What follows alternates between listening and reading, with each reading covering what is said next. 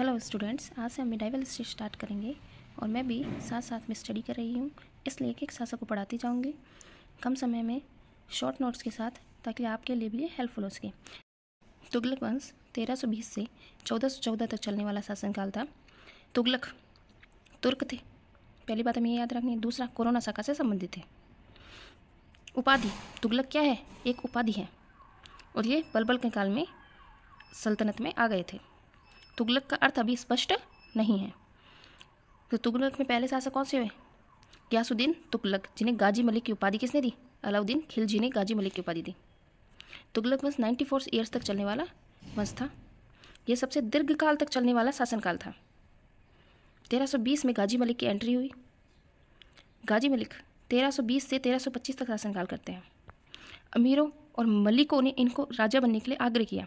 ये ऐसे शासक थे जिनको अमीरों और मलिकों ने राजा बनने के लिए आग्रह किया था। कृषि और हस्तशिल्प और नहर निर्माण का कार्य आज तक सल्तनत में पहले किसी ने नहीं किया। गयासुद्दीन तुगलक ने इसे सबसे पहले किया। इनके गयासुद्दीन तुगलक के पिता का नाम कुतलुक खान था। ये बलबन के दास थे। इनकी माता हिंदू महिला थी, जाट महिला थी। क्वेश्चन आता है पेपर में कि हिंदू महिला से उत्पन्न संतान कौन से थे? तो गयासुद्दीन तुगलक और फिरोज शाह तुगलक। तो पहले कौन से? हम गयासुद्दीन तुगलक पढ़ रहे हैं। इसलिए कहा जाता है कि हिंदू माता से उत्पन्न होने के कारण इनमें हिंदुओं से नम्रता और विनम्रता है, ठीक है, और मुसलमानों से उत्पन्न होने के कारण उग्रता पाई जाती है। ये जलालुद्दीन खिलजी के काल में अंगरक्षक थे। ये बलबन के काल में तो कौन आए थे? बलबन के काल में आए थे तुगलक, जबकि गयासुद्दीन तुगलक जलालुद्दीन खिलजी के काल में आए और अंगरक्षक के पद पर थे। अलाउद्दीन खिलजी के काल में इन्हें उल्लुखा बना दिया गया था और पहला अभियान कौन सा होता है? रणथंभोर का अभियान हुआ था। अलाउद्दीन खिलजी ने इन्हें सीमा रक्षक का पद दिया था। सीमा रक्षक का पद किस लिए सर्जित किया गया था अलाउद्दीन खिलजी के टाइम में? मंगोल सुरक्षा के लिए। गयासुद्दीन तुगलक सत्ता में खुसरो शाह के दमन के लिए आए थे। इन्हें गाजी मलिक की उपाधि अलाउद्दीन खिलजी ने दी और इनके पास दीपालपुर की इक्ता थी। इन्होंने शासक बनने से पहले शासक बनने के लिए मना किया था। यह कहकर मना किया, मेरे धनुष बाण, सिंहासन, मुकुट, दीपालपुर प्रेम, तलवार, इन सभी से मुझे प्रेम है और मंगोलों के सिर से मैं राजी हूँ। लेकिन उलेमाओं ने इन्हें आग्रह किया राजा बनने के लिए, तो इन्होंने स्वीकृति दी। गाजी मलिक ने कहा मैं राजा बन जाऊँगा, लेकिन इन्होंने अलाई अमीरों को ख्वाजा तास की उपाधि दी। ख्वाजा तास मतलब सहदास। यह अलाई अमीरों के साथ ही बैठकर खाना खाते थे, उनसे ही परामर्श करते थे। सील के 1000 सितुन महल में गाजी मलिक ने अपना राज्यारोहण किया। इन्हें गाजी की उपाधि, ये गाजी की उपाधि के साथ शासक बने। इसकी उपाधि के साथ गाजी की उपाधि के साथ शासक बने थे। इनके सामने दो समस्याएं थी गाजी मलिक के सामने।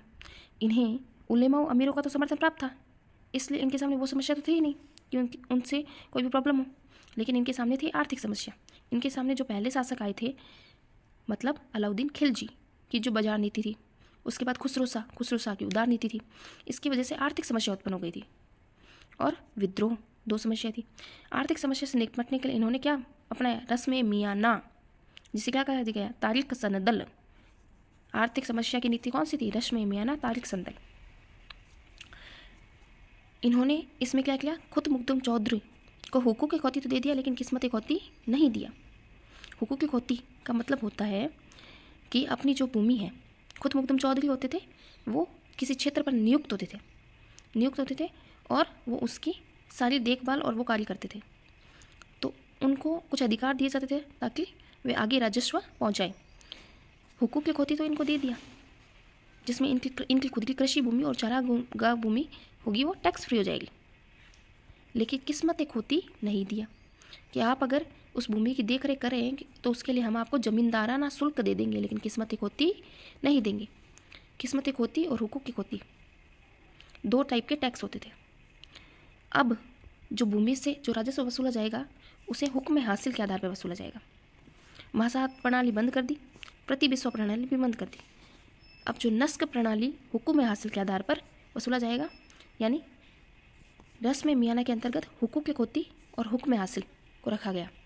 खराज जो होगा 1/10 या 1/11 से अधिक नहीं होगा। मुक्ता इक्तदार, इजारेदारी होता ठेका प्रथा। मुक्ता और इक्तदार को ठेके पर भूमि दी जाती थी ताकि ठेके पर भूमि दी जाती थी उसे इजारेदारी कहा जाता था। इसने इजारेदारी की भर्त्सना की, लेकिन वही चली आ रही थी तो उसको ख़त्म नहीं करके इसको लागू रखा। बूद और नाबूद को मुआवजा, बूद और नाबूद ऐसे किसानों की रिपोर्ट्स एकत्र की जो कृषि कार्य कर रहे हैं या पहले कृषि कार्य करते थे। अगर कृषि में कुछ प्रॉब्लम हो जाए या उस टाइम फसल ना हो तो उन्हें मुआवजा दिया जाता था। और मुबाकिरान वे व्यक्ति थे जो आय को, जो फसलों की फसल चाहे कितनी भी हो लेकिन उसके कर में वृद्धि के समर्थक होते थे, उन सबको दूर रखा।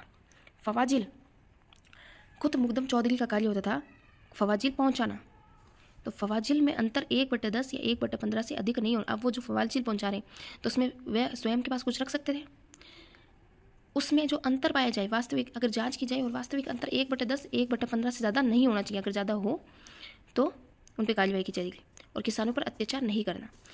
तो ज़्यादा कुछ नहीं है इसमें। यह हुकूक, एक तो हमें याद रखना, हुकूक होती दे दी, हुक्म हासिल दे दिया, खराज 1/10 1/11 से ज़्यादा ना हो, और फवाजिल में अंतर 1/10 1/15 से ज़्यादा ना हो। इजारेदारी को लागू रखा, बूद नाबूद को मुआवजा दिया और मुबाकिरान को दूर रखा। और किसानों के लिए इसने सोचा, इसलिए किसानों पर अत्याचार ना हो। अब इसके टाइम पहला कार्य तो हो गया आर्थिक समस्या के लिए हमने रस्मी मियाना लेके आ गए।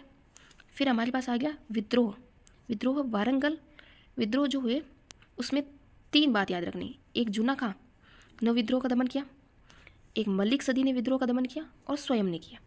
जूना खां ने 3 जगह का किया, वारंगल, माबर और एक और आ गया उड़ीसा जाजनगर।